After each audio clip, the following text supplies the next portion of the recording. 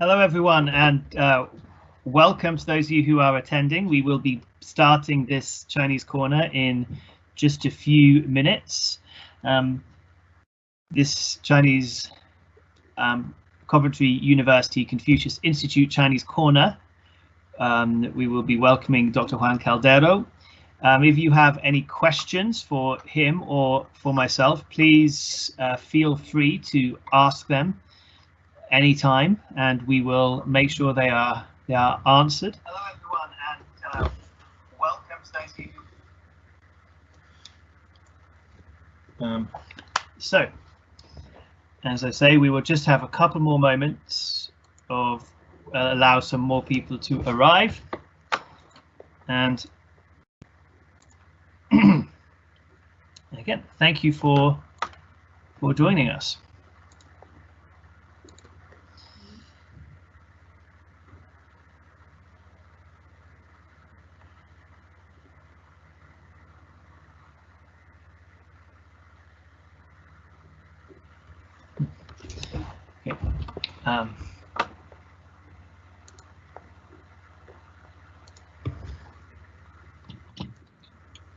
Maybe some people, they cannot open the link. Mm-hmm. So I will send those directly across to you, the fuller link.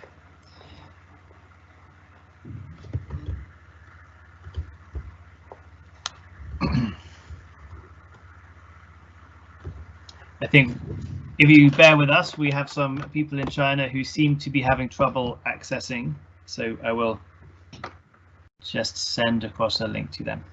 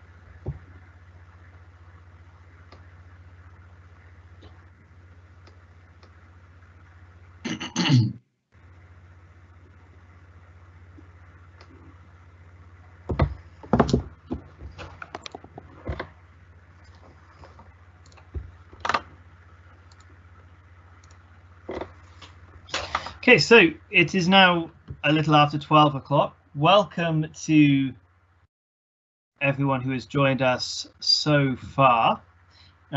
We are hoping to have more people join us, but I think it is time for us to begin. I would like to start by giving a brief introduction to Coventry University Confucius Institute. As a Confucius Institute, our mission and our goal is to share Chinese language and culture generally throughout the West Midlands area, although of course this is also available for everyone. We run Chinese language classes for all levels, and these are for people who are within Coventry University as staff and students, but also for people of all levels in the general public.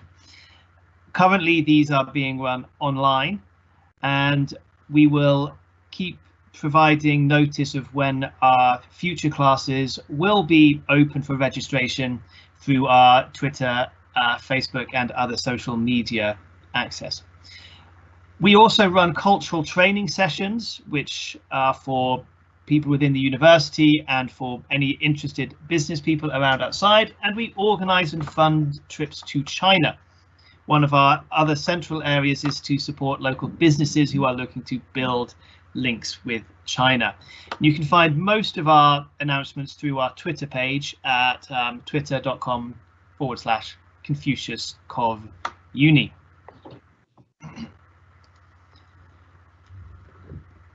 One of the other areas that we are involved in is working with local schools to promote Chinese language, and we set up and run classes and clubs with these local schools. Although we are not able to do that at the meantime, we are running short basic Mandarin classes through Facebook Live 3 times a week, Monday, Wednesday, Friday at 2:30, which you can find on our facebook.com/ConfuciusCovUni. Please feel free to join. These are available to anyone and everyone who can access Facebook. So, what is the Chinese Corner? And what is the purpose of a Chinese Corner and why we run them? For a Chinese Corner, our goal is for this to be an informal platform for discussion relating to Chinese culture. And we generally will invite people on to share their unique experience about various aspects of culture. So far, we have had discussions about Chinese names, and in the future, we will be inviting Chinese chefs. We will be inviting journalists. We will be inviting various people with unique experience with Chinese culture. If you have some request or question, or you feel you could add to this, please get in touch with us, either directly to our Facebook or Twitter, or through our email at confuciusinstitute@coventry.ac.uk. Thank you very much. That is our housekeeping. That is some of the key things. So the focus for today's session is, of course, Juan Caldero, Dr. Juan. And say Dr. Juan is a friend, someone I've worked with. He's lived and worked in China for 4 years. And the reason I've asked him is because Juan is someone who has actively tried to integrate himself into the local culture in Chongqing more than most foreigners, as we are called when we are in China. So let's just say welcome to Juan. Well, thank you very much indeed, George, for this fantastic opportunity and possibility of sharing my experiences in China with the audience. As you said, yes, I have lived and worked, but I am still living and working in China. The situation, as you know, because of the coronavirus, well, the status quo requires me to stay here in the UK, in Coventry, to be more precisely, for a specific period of time. So I believe maybe in August, September, I will be able to go back to Chongqing. Okay, Juan, would you mind giving us a little bit of background about who you are and what you do in China? Well, my profession, my career is a lecturer or teacher. And that is a profession or career I always wanted since I was a small child. So I wanted to be a teacher. And in order to do that, I've been teaching in different countries, different universities. For example, I have taught in Spain, I have taught in the UK, in Japan, and in China.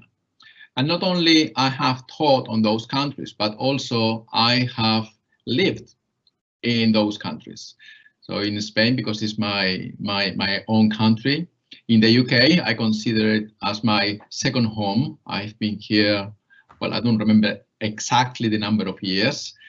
And in Japan, I was living and working for almost 5 years. And now in China, it's been my 4th year working and living in China. So I love teaching. I follow Confucius' proverb that says, find a job that you love and you will never work a day in your life. So I think I'm doing the right thing. And I like it. It's very interesting what I'm doing at Sopol University. Okay, well, thank you very much for that. And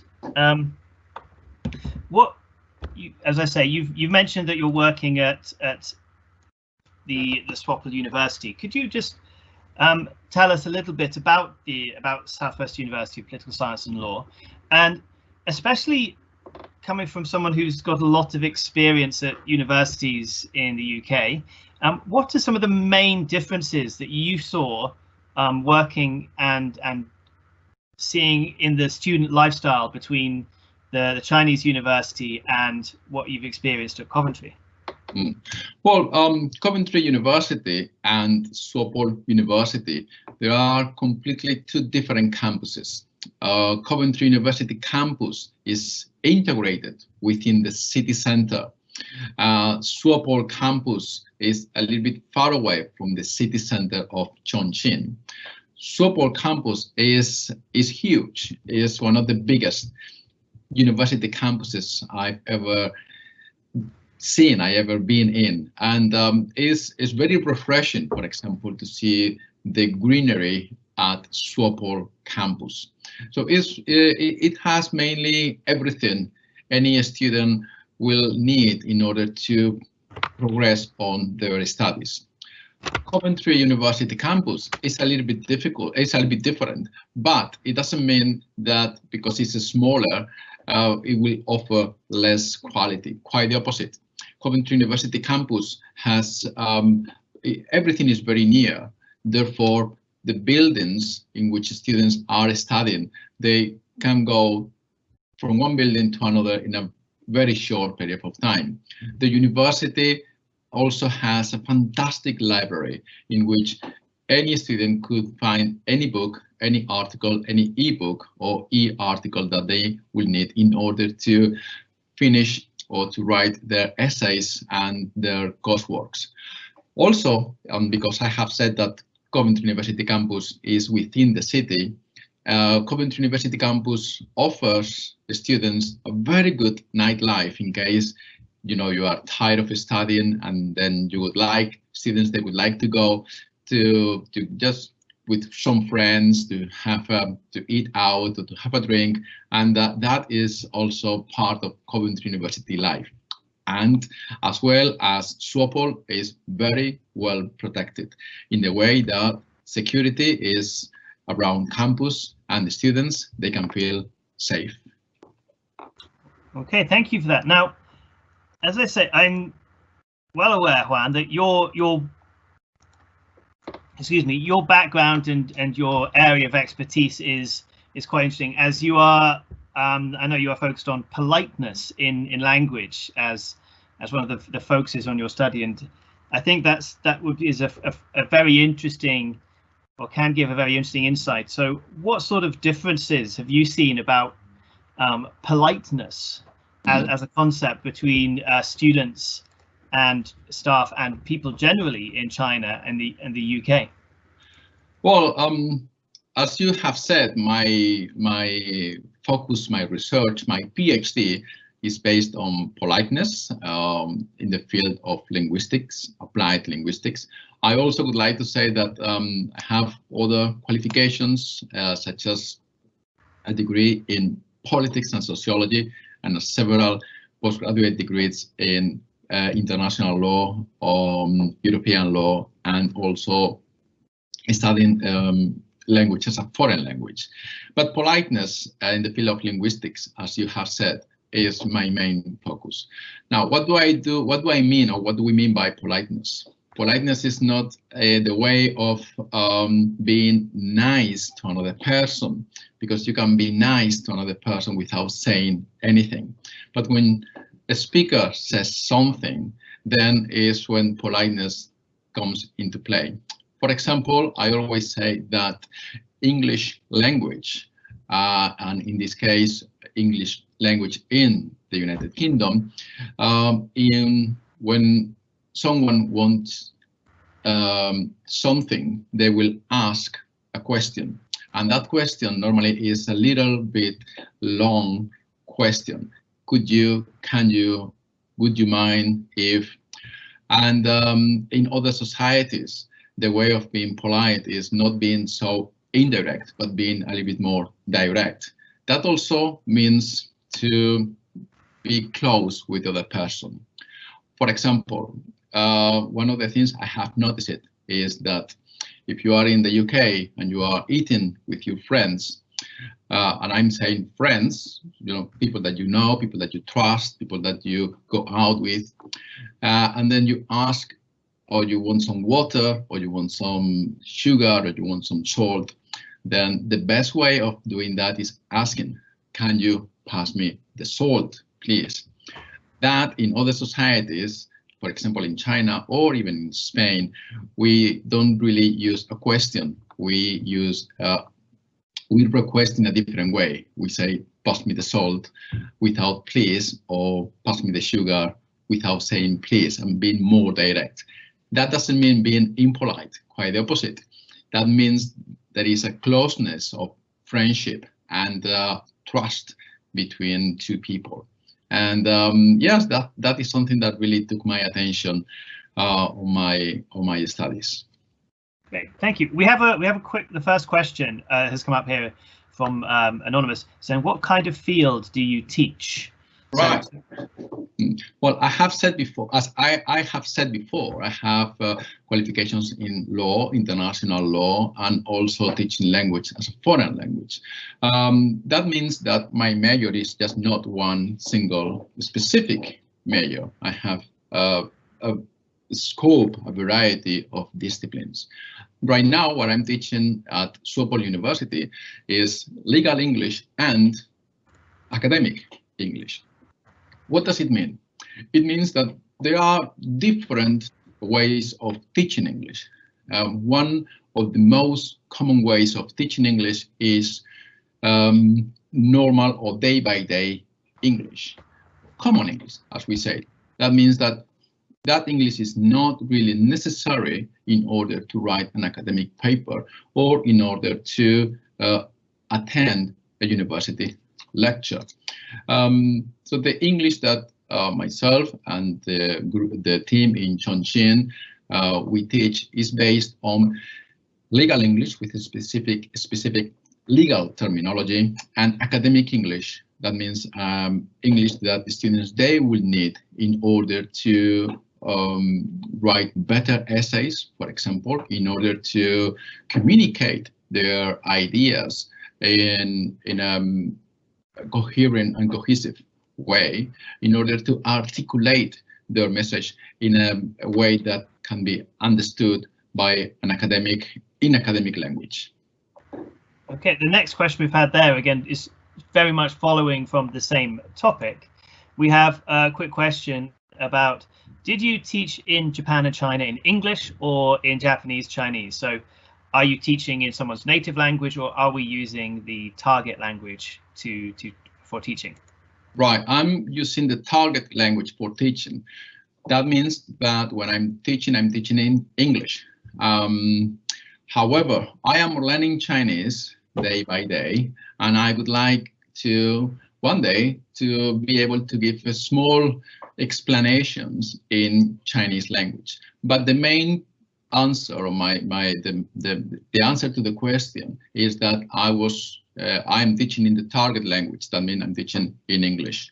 When I was in Japan, for example, I was teaching both English and Spanish because, hey, I am from Spain. And as well, I was teaching in the target language. Okay, fantastic. So we've got, again, we're already getting some questions through, and I absolutely love that. Again, just to remind people, if you have questions, we love the questions. We've got a bit more a complex one here from Marco, who has recently started studying Mandarin with the Confucius Institute. Thank you, Marco.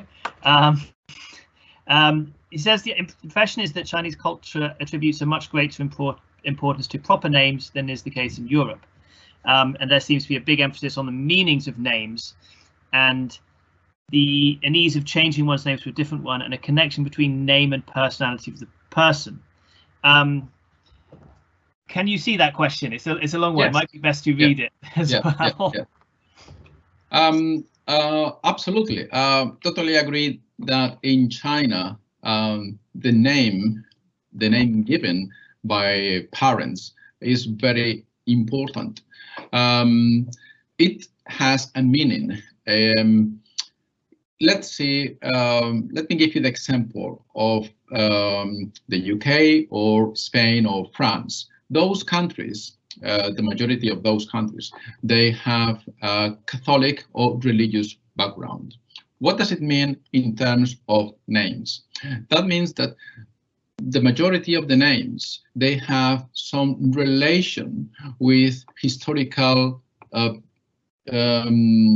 people or historical persons that we can find in holy books. Holy books, I refer to the Bible, for example.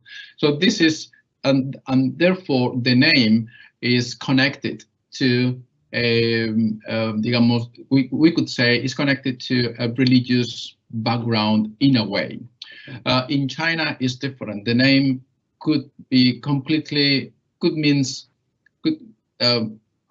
we could say something related to water, for example, something related to mountains, something related to the sun, something related to distance, for example. So that is, I believe, is the main difference between some of the European names and the Chinese names. Okay. For example, my name is Juan in Spanish, and there are many Juanses in Spain. And if we translate my name into English, is John, and also there are many Joneses in the UK, and that name has a relation with the John the saint that is related to the holy books. Okay, thank you for that, Juan. And you did miss the opportunity to tell people that you are certainly not the only Juan. Yeah.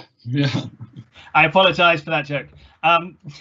So the other question that's come through is someone who is interested in teaching in foreign countries like China and Japan in the future. I don't think this would be perhaps the right place to get into the processes to go there, because that would be different from China, Japan, and there's a lot of information online that probably get off track. But could you let us know, how did you get this job in Chongqing? Before I went to Chongqing, I was working at Coventry University, and Coventry University has a variety of international programs. So I was keeping an eye on the job vacancies for international programs, and then I had the opportunity to apply for one of those jobs. And the procedure is very clear. First of all, it's very important to have qualifications that they are somehow related to the position that you would like to do. And second of all, it's important not only to be admitted for the interview, but to prepare the interview in advance. Sometimes it's just to do a little bit of work on internet to see those institutions that they might offer this kind of jobs, and they are out there. It's a question of looking for them. Okay, thank you. Yeah, was that much different for when you were applying for Japan? When I applied for Japan, I found the job offer on internet. I was in Madrid by that time, and I had to flew to London for the interview. So the jobs offer, they were given in specific web pages. And as I said before, it's important, for example, to have a CV that stipulates what exactly you are offering for that specific position, and also a cover letter. A cover letter means why you would like to do that job, the reasons, and what are you going to offer, for example, for the development of that position in that job. Great. Okay, I think I'll just jump in. I think that's a very interesting discussion to have about, again, the looking for jobs in China. For I think many people are interested in going abroad, perhaps, but I'd like to try to get a little bit back onto track with the focus of on the cultural aspects, because the reason I invited Juan to come today is because there are many non-Chinese living in China, and it's very easy for us to join a sort of a bubble of non-Chinese and continue to do many things in a sort of that are in many ways separate from the local community. I think that's quite fair to say from my experience in various cities. But something that I've seen somewhat different from Juan, you have made an extra effort to involve yourself with local people through various clubs. The first one I'm going to ask about is, again, you became part of a book club, and I'll share a photograph in just a moment. But I'd like you to just tell us a little bit about why did you try to seek out these groups and opportunities, and specifically, what did you do in the book club? Right. It was a very difficult, let's say, time for me, because those activities, they were entirely run in Chinese. So I just wanted to be within Chinese people and how they spend their free time. In that case, I came across this book club. So we have to read a book. Obviously, I try to read the same book in English, but not because I don't read Chinese. I apologize for that.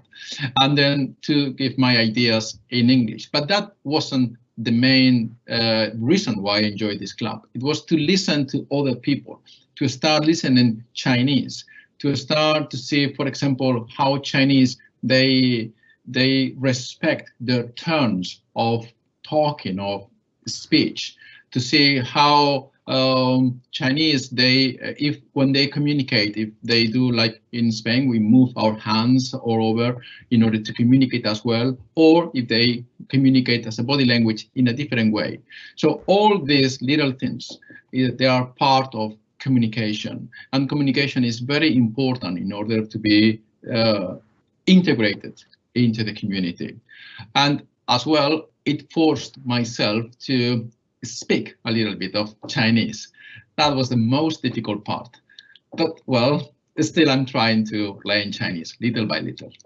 Okay, so what did you learn? As you say, you were trying to find out about these ways of communications. Were there any lessons you learned through there that you can share with us?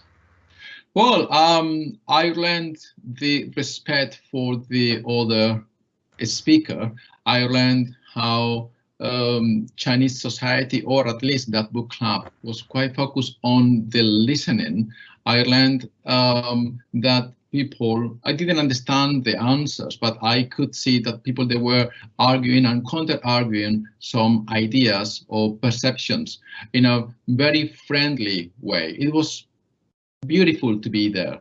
And also, it's not just the book club per se. Before that, we could have some tea or some water, hot water, for example, and rather than any other kind of beverage. So I like that attitude of spending a Saturday afternoon with friends, having tea, having something to eat. Everyone was bringing something to eat. That feel of community, that feel of belonging to a group, it is very important for me. Okay, thank you. And I have one other question about the book club, because when we see this photograph of everyone, many of the participants appear to be wearing quite traditional clothing. I know, including yourself, you're wearing a Chinese style jacket. Was there a dress code for this? Is this something that you think is usual in events like this? Oh, no, not really. That was a special occasion in which they told me that they would like everyone to wear specific Chinese clothes. And that is also a way to understand better Chinese society. So I remember I didn't have any Chinese clothes, so I have to run and go somewhere and trying to buy something Chinese that to go with everyone else. So it was a very interesting experience to see everyone on that specific those specific clothes, and myself as well included. Okay, thank you. So again, just as a quick reminder, if anyone has some questions about any of these topics that we are discussing, please feel free to share. I will make sure that they go to Juan, even if you don't feel like you are being too late. So the next thing that I wanted to look at is maybe somewhat different from the UK, is that in China, many people will choose to travel with tour groups around China itself. It's not something that, well, I did once. I found it quite difficult, but I know this is something that you have done a few times. So would you mind sharing why would you choose to join a Chinese tour group rather than go either by yourself or with English friends? Well, yet again, it was my intention to integrate into the community. And I have to say my Chinese still is not good. And by that time, it was completely zero. But I just wanted to be surrounded by Chinese people, to see how they act, they behave, how they have fun. And it was a fantastic, incredible, breathtaking experience, because I am a very easygoing person, so I adapt myself to them rather than them to adapt to myself. So I follow their rules and regulations. I follow their advices, their suggestions, because, as I said before, it's a way of learning from them.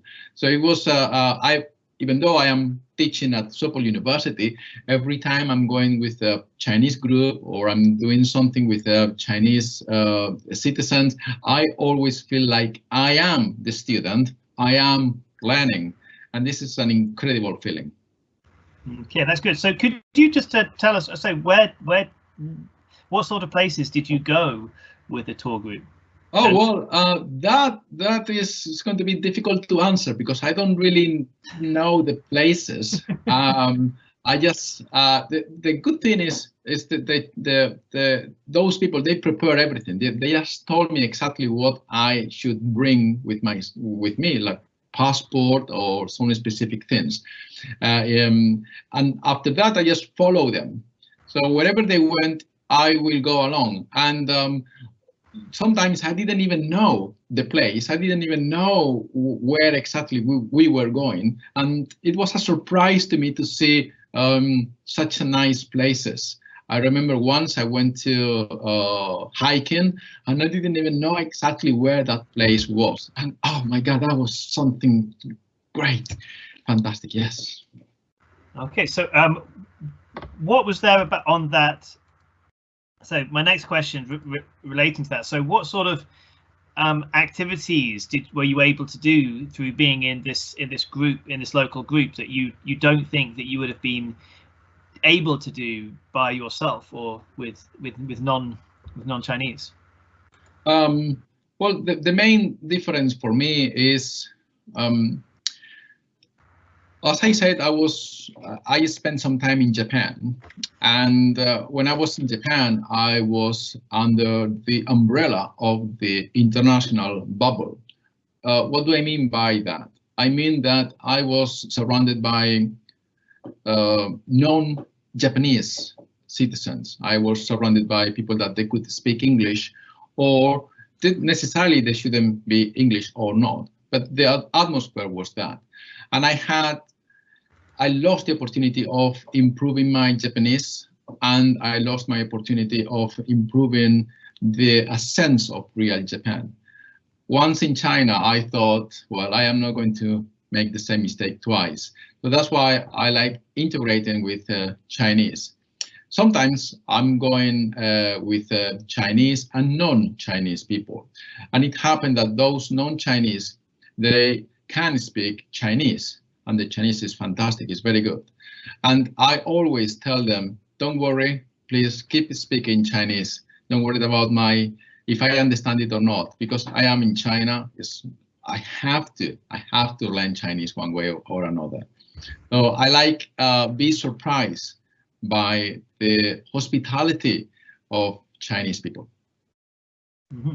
And when you say the hospitality, is that being part of the group, or what do you mean by what aspects of the hospitality really stuck out or became very memorable for you?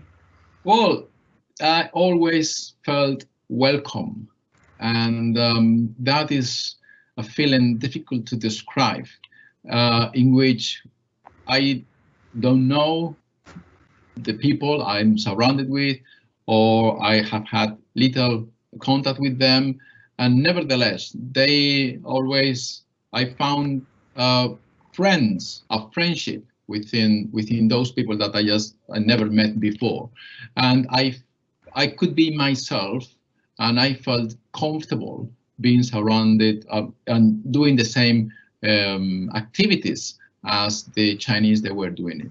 So I didn't feel in a way tense or anxious or nervous.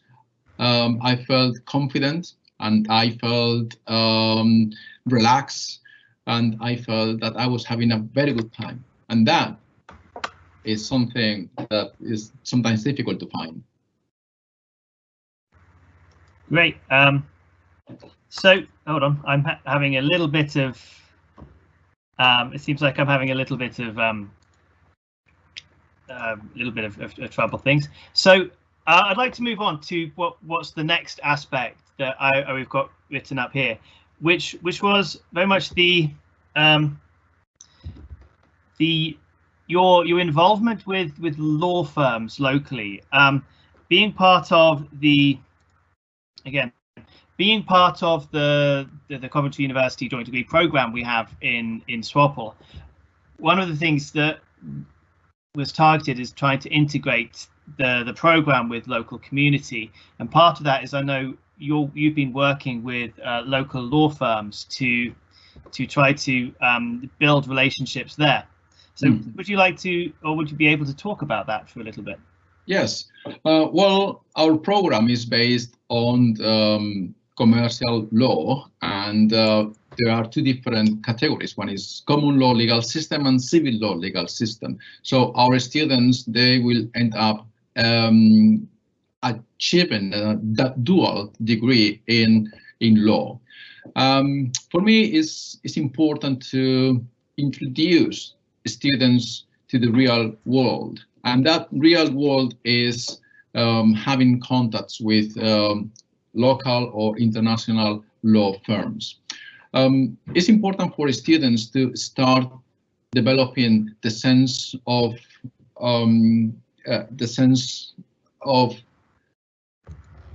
determination. They should be determined to ask questions, for example, the sense of responsibility, the sense of that once they will finish their studies, they will have to face the world. And that is important to teach students. Therefore, I arranged several meetings with important law firms in Chongqing, and I asked some students if they would like to come to the firm to talk to the lawyers, the partners that they were working, or they are working on those law firms. And that was very interesting way to see, because the students, they were asking very relevant and important questions, and the partners, senior partners, the lawyers, they were answer those questions the same way if they were answering to their clients. So they didn't really lower their way of expressing themselves, and our students, they put the level of English high up in order to ask very good questions. Okay, thank you. So again, as we've said, our focus then is the difference of the culture when we're looking in China, in the UK. So how would you what did you learn by reaching out and trying to work with these local law firms, and why do you think these firms were interested in building links with a British university and students who were studying English law? That is a very good question, and this is at the core of our program. Our students, they have the opportunity to get a dual degree in 2 different legal law systems: civil law legal system and common law legal system. With those 2 legal systems, 2 different legal systems, they could work mainly anywhere in the world. They could go to the United States, they could go to Canada, they could go to South America, they could go to Australia, New Zealand, the entire Europe, China. The law companies that they are in Chongqing, some of them are international branches. What do I mean by that? The main language, the way in which those companies they communicate is in English, and this is crucial for our students because they will be practicing English at the upper level, and also if they have to solve any problems about Chinese law, they will be able, they are prepared, they are ready, they are confident to solve both problems: English law or common law and civil law or Chinese law. So I believe our super students, they are the best lawyers of tomorrow. Excellent. So thank you, and I think we're going to potentially move on to one of the more interesting aspects of what I'm aware of what you've been doing. One of the pictures when we were discussing is you've sent me here. You can see a group of you very much wearing life jackets and helmets and in the middle of the countryside. I'm not entirely sure what exactly was happening with this local culture in this photograph, but it's an example of yourself going out and exploring with local people around Chongqing. So perhaps this is something that you could explain a little bit and try saying what again, one of the main focuses for these sessions is what sort of lessons are you learning by going out on these adventures or explorations? Well, those people that you could see on that picture, they are very good friends of mine, all of them, and they have been always, open arms since the very first day I went to China, to Chongqing. So sometimes they would like to go out and they would like to go hiking or would like to the countryside. They like doing those things. And I always say yes. I say, yes, I like to go with you guys. Can you take me there? Yet again, sometimes they are talking about specific places in near Chongqing, and I don't really know exactly where that place is. I don't know what they are talking about because my geography of Chongqing and China is not that good, so I don't know what I'm going to find. But I always say yes. This is for me in a way of trusting. I trust them, so they say, "Come on, let's go to this place," and I gladly go to wherever they propose. And the time we have is, well, we have a chat. Some of my friends, they speak English, but also they speak Chinese. So they teach me some Chinese sentences, even though my Chinese is not that great. But the important thing is to build that friendship, that small social circle that a human being needs in order to cover some of the basic needs of socialization. Okay, that's great, Juan. I believe, sorry to jump in, I believe that we are starting to have some sort of technical difficulties with people accessing the stream or not being able to see any video. So I'm curious if anyone is around and is having some issues. Please could you let us know in the live chat, if in the questions, if you can see and hear us. I'm afraid seems to be working a little bit on my side, but I'm getting some messages externally that we're not being able to be seen. So I would like to then look a little bit for the next one, because one of the key areas where you were mentioning Chongqing specifically, because of course this is where you are from, and I think one of the key cultural issues around Chongqing, certainly whenever I mention that I've been in Chongqing, or any Chinese person, as soon as they think of Chongqing is the food, the spiciness, the outside level of community eating, and I think the hot pot specifically is a very communal force of type of eating. And I was wondering if you would mention a little bit about this. I know you have had your own experience with local restaurants, and I know you are perhaps a little bit of I don't want to say mascot, but I know you have been involved in some local restaurants. So would you mind telling us a little bit about this? Yeah, yes, of course. Well, Chongqing cuisine. Well, how long do we have? Because it could be a very, very long answer. I am completely in love of Chinese food. The variety of Chinese food is tremendous. Noodles, there are, I don't know how many different types of noodles. My favorites are the Chongqing noodles. They are spicy. And also, obviously, hot pot. And well, what is hot pot? Hot pot is not only a dish. Hot pot is a way of socializing with other people. Hot pot is communication. Hot pot is to have a laugh with your friends. Hot pot is to talk, to share. I really like that way of having food and also enjoying life. One of the things I like about hot pot is that obviously everyone has their own chopsticks, and they are quite long. And sometimes, it's difficult to grab something, and somebody else does for you and put it into your little bowl. And this is such a nice gesture that I really appreciate it, and I like it very much. So yes, it's not just the food per se, but is the culture of eating. Everybody talks, everybody shares their experiences. At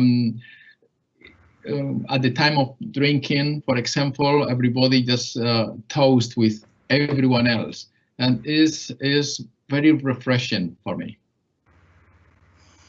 Okay, so excuse me, you mentioned I know, of course, the drinking, and perhaps this might well be something that's very popular for many people to say. We mentioned drinking with the local community. I know in the UK there are some conventions about drinking, and I know in China there are some very specific conventions about drinking, whether that's in the certainly not very long ago in business meetings, and also when you are with local peoples. What have you learned about the politeness or the culture around drinking? Well, respect is the most important, I would say. Sometimes because some of my friends, they know that I teach at university, and when we are having hot pot or we are having some drinks at the same time, they always trying to put their glass, a little bit lower than mine. because they want to show me their respect. And I always trying to put my glass lower than their glass because I would like to show them respect. So at the end of the day, they always say, okay, let's put it at the same time and then everyone is equal. And I like that attitude. I really like it. I like it very much. And for example, when we eat hot pot, there are mainly two main alcoholic drinks. One is beer and another is baoyo. I think I have pronounced it correctly.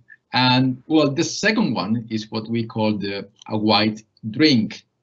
And it's served in a very tiny little glasses that, make no mistake, they might be tiny, but the liquor inside is very, very strong. So if you have never been to China and you would like to try, well, you know, keep in mind that it's a very strong alcoholic drink. Okay, thank you. I just want to say we have a couple of questions. It's one of these things, as soon as we mention food and alcohol, people are starting to talk again, which is fantastic. The first question, I think, we say Susan is asking whether your love of Chinese food has prompted you to try cooking yourself and whether you have a favorite recipe. So should we perhaps address this one first? Well, cooking myself in China. No, really. Why? Because the variety of dishes in China is overwhelming. So therefore, I don't really need to cook much in China. That is something that I really appreciated because you know, I can go to any restaurant and ask for takeaway, and or with my mobile phone I can order some food, and then they will bring it either to the office or to my place. But I like going to the restaurants rather than stay at home and eating. So no, I don't really do much cooking myself, and I don't have any specific recipe for Chinese dishes because I don't really know how to make them. Great. So I think it's worth mentioning as well that when you talk about eating out all of the time, that's not something that we can really do in the UK because of the the cost would be somewhat prohibitive. But I think it's worth mentioning in China, it's very, very cheap to get some street food, some local food, and I think that's certainly makes a large difference between the lifestyle in China and the UK. Second question here, again from Anonymous, is Japan and China are both Asian countries and neighbours, so and they have many similarities and differences. What do you think would be the biggest difference between the two countries? That's an interesting question. Okay, yeah, this is a very interesting and very good question. Now, when I was in Japan, the thing I noticed is that everything was very near, very close to each other. The buildings are very close. The roads are almost everywhere. So Japan is quite small in comparison with China. So sometimes it's a little bit of, I need to breathe a little bit. I need an open space somewhere. That is what I found in China. In China is easier to get that sensation of open space in which you can look and you see mountains and then nothing else but mountains, for example. And in Japan it was a little bit different because it has to be more concentrated in a very space, much less territory that they have. And all regarding, for example, food, the cuisine in Japan and Chongqing or China, well, they are different, but both of them, they are very, very good indeed. Excellent. So thank you. And I think we are going to start wrapping up. We're coming to the end of the hour. So if any of our attendees have any questions that they would like to ask, please get those in. Otherwise, Juan, would you like to spend a couple of minutes just to tell us, out of all of your experiences, out of all of these times finding local events, finding local groups and getting involved, is there a sort of theme or a thread from Chinese culture that has really stood out as something that would really be worthwhile, that the people from the West, people who have not been to China, something that they could, a lesson that they could take from your experience? Well, for those people that they haven't been to China, my recommendation is, well, once in China, be humble, because people, they are going to treat you very well, and you are a very special person when you are in China. So be humble, share with others. Don't be afraid of communicate. Don't be afraid of telling them things.